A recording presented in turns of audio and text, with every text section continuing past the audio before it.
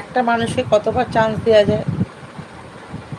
আর সবথেকে বড় কথা, আমি একটা কথা জিজ্ঞাসা করি, যে জেনে শুনে ভুল করে তাকে কি ক্ষমা করা উচিত?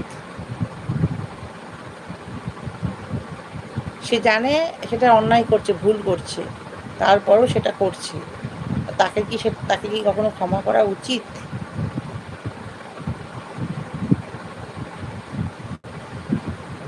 যতই সে ভালোবাসার মানুষ হোক, যতই সে কাছের আপন মানুষ হোক, আমি তো বলব না।